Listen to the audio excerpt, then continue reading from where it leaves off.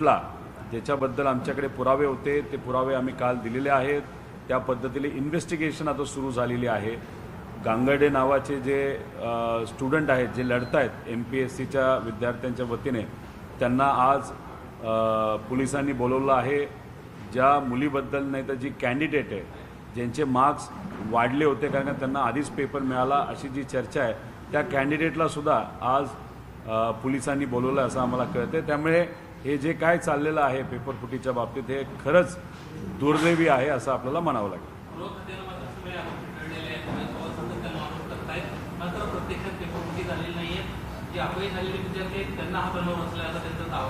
नाही, गृह खात्याकडनं कोणी हे वक्तव्य केलं?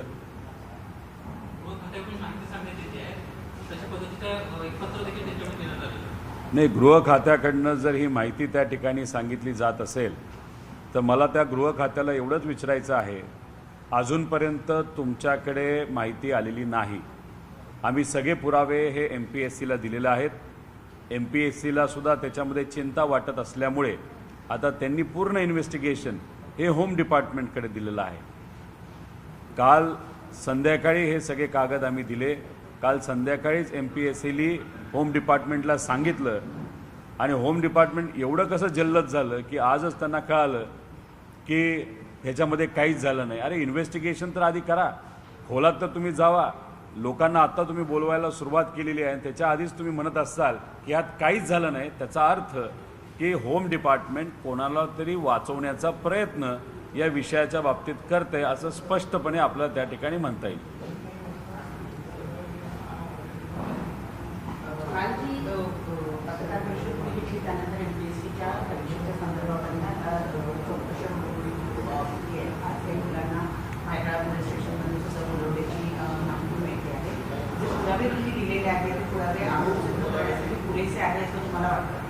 नाही, याच्यामध्ये अजून खोलात आपल्याला जावं लागणार आहे। पुरावे तर आम्ही दिलेच, पण महत्त्वाचं काय की फॉरेन्सिक ऑडिट या बाबतीतलं होणं महत्त्वाचं आहे। ज्यांची नावं आम्ही दिलेली आहेत त्यांचे व्हॉट्सॲप चॅट्स हे रिट्रीव्ह करावे लागतील।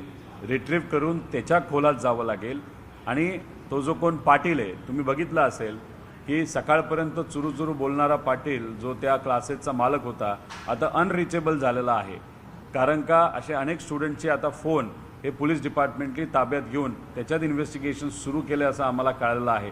त्यामुळे जोपर्यंत या सर्व गोष्टींमध्ये खोलात आपण जात नाही, इन्व्हेस्टिगेशन होत नाही, व्हॉट्सॲप चॅट काढत नाही, तोपर्यंत आपल्याला किती लोकांपर्यंत हा पेपर आधीच फुटला होता हे कळणार नाही।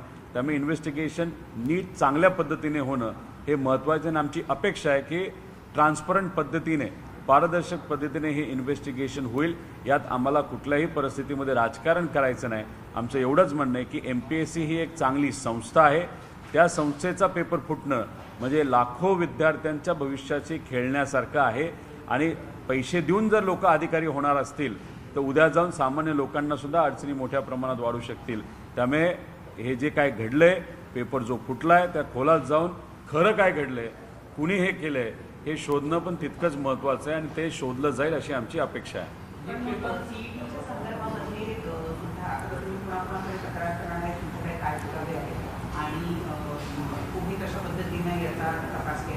नाही, काही विद्यार्थ्यांनी आम्हाला जे तुम्हाला सांगितलं तसंच सांगितलेलं आहे की काही म्हणजे ज्या विद्यार्थ्यांनी कष्ट करून तिथं पेपर दिलेला आहे आणि ज्यांना जे काही मार्क्स मिळाले ते मिळाले, पण त्यांचं असं मत आहे की काही विद्यार्थ्यांना मार्क्स हे वाढून आलेले आहेत। आता याच्यात आपल्याला थोडंसं खोलात जावं लागेल।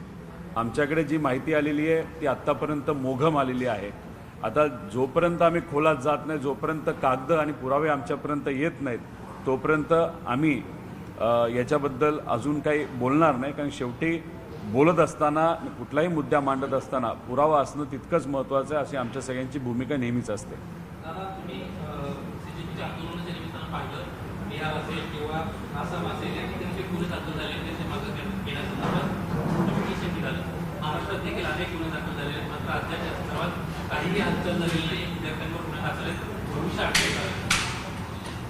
काल DG साहेबांना आम्ही भेटलो। जे सर्व विद्यार्थी नेते होते विविध पक्षाचे असतील, विविध संघटनेचे असतील, त्यांना घेऊन आम्ही सर्वजण तिथं गेलो होतो। कांबळे साहेब होते, फहाद होते, राज होते, असे आम्ही सर्वजण तिथे गेल्यानंतर चर्चा जेव्हा आम्ही केली तेव्हा DG साहेबांना हेच आम्ही सांगितलं की मुंबईमध्येच कुठेतरी 1500पेक्षा जास्त युवांवर तुम्ही गुन्हे दाखल केलेले आहेत. कुणी कॉलेजमध्ये जातं आहे, कुणी शाळेत जातं आहे, काही मुलांवर तर 15-16 वर्षाच्या मुलांवर तिथं FIR करण्यात आलेले आहे. काहींना भारताच्या बाहेर शिकण्यासाठी जायचं आहे, कुणी प्रोफेशनल आहे, कुणी MNCमध्ये काम करतं. आणि मग अशा पद्धतीने गुन्हे जर तुम्ही दाखल करणार असेल तर त्यांना नोकरीला, शिक्षणाला अडचण ही येऊ शकते, पासपोर्टला अडचण येऊ शकते. त्यामुळे कृपा करून लवकरात लवकर हे सर्व गुन्हे मागे घेणं महत्त्वाचं आहे असं आम्ही DG साहेबांना सांगितलं. आता CP साहेबांना आम्ही भेटणार आहोत. पण बघा, महाराष्ट्र हा पुरोगामी राज्य आहे आणि आपल्या या पुरोगामी राज्यामध्ये आम्हाला एवढा फॉलोअप करावा लागतो आणि दुसऱ्या बाजूला आपण ज्या राज्याबरोबर तुलनासुद्धा करू शकत नाही म्हणजे बिहार राज्य, त्या बिहार राज्याने काल नोटिफिकेशन काढलं की सर्व विद्यार्थ्यांवर झालेले गुन्हे आम्ही मागे घेत आहोत. म्हणजे बिहार या बाबतीत जर पुढे जात असेल आणि महाराष्ट्र या बाबतीत मागे पडत असेल तर हे आपल्याला शोभणारं नाही. त्यामुळे होम मिनिस्टर साहेबांना मी विनंती करतो, थोडासा वेळ या विद्यार्थ्यांची काढून तो अध्यादेश तुम्ही काढावा आणि हे सर्व गुन्हे पुढच्या 10 दिवसामध्ये नोटिफिकेशन काढून हे मागे घेण्यात यावे. आणि जर पुढच्या 10 दिवसात हे गुन्हे मागे घेतले नाही गेले सरकारकडनं तर मग वेगळं युवांसाठी आणि या विद्यार्थ्यांसाठी आंदोलन आम्हा सगळ्यांना मिळून तिथं उभं करावं लागेल. काल एका माध्यमांशी बोलत असताना तुम्ही स्पष्टपणे म्हटला की NDA सोबत जर माझ्यासोबतचे लोक गेले तर त्यांना पाय करायला देखील मी जाणार नाही. आता मात्र ज्या चर्चा समोर येत आहेत की काही घडामोडी पक्षांतर्गत तुमच्या आणि अजित पवार राष्ट्रवादीमध्ये घडतायत आणि त्याच अनुषंगानं बुधवारी नरेंद्र मोदी यांना पवारसाहेब भेटले. त्याच्यानंतर दुसऱ्या दिवशी प्रफुल्ल पटेल आणि पाल पवार देखील शरद पवारांना भेटले आणि ही जी भेट आहे ती आगामी काळामध्ये दोन्ही राष्ट्रवादी एक होण्याच्या अनुषंगानं आहे अशी चर्चा आहे. तुमची याकडे काय भूमिका आहे? जर असं झालं तर रोहित पवार NDA सोबत जाताना आम्हाला दिसेल. एक तर आदरणीय पवार साहेब मोदी साहेबांना का भेटले हे आपण सगळ्यांनी समजून घेतलं पाहिजे. पवार साहेबांची नेहमी भूमिका असते, एकतर आंदोलन आपण केलंच पाहिजे, त्याच्याचबरोबर आपले जे विरोधी पक्ष नेते आहेत राहुल गांधीजी, त्यांचं चांगलं काम एक विरोधी पक्ष नेता म्हणून तिथं चालूच आहे. पण विद्यार्थ्यांचे अडचणी सोडवण्यासाठी एक संवाद पण करणं तितकंच महत्त्वाचं असं पवार साहेबांना त्या ठिकाणी वाटलं होतं. त्यामुळे मोदी साहेबांची वेळ घेऊन पवार साहेबांनी शेतकऱ्याचे मुद्दे मांडलेच, पण जे युवांवर होत होतं, जो अन्याय युवांवर मोठ्या प्रमाणात त्या ठिकाणी होत होता, याच्याबद्दलची सुद्धा चर्चा करण्यासाठी आदरणीय पवार साहेब हे मोदी साहेबांना त्या ठिकाणी भेटण्यासाठी गेले होते आणि ती चर्चा तिथं झाली. हे पवार साहेबांनी सुद्धा आपल्या सर्वांना नंतर मीडियाच्या माध्यमातून सांगितलेलं आहे. तर आपण बघितलं रोहित पवार बोलत होते. पुढची बातमी आपण बघूया. इयत्ता 12वीमध्ये कमी टक्के मिळालेल्या विद्यार्थ्यांना CETमध्ये 100, 99 किंवा अगदी 98% मिळालेले आहेत. त्यामुळे MST CET निकालामध्ये गैरप्रकार झाल्याचा आरोप करण्यात येतोय. त्यामुळे विद्यार्थी आणि पालकांमध्ये संभ्रमाचं वातावरण निर्माण झालंय. या पार्श्वभूमीवरती राज्य सामायिक प्रवेश परीक्षा CET या कक्षाने या विरोधामध्ये आझाद मैदान पोलीस ठाणे आणि महाराष्ट्र सायबर पोलिसांकडे लेखी तक्रार दाखल केलेली आहे. तसंच संबंधित चित्रफितीमधील दाव्यांची सखोल चौकशी करून त्याची सत्यता पडताळण्याची मागणी केली आहे.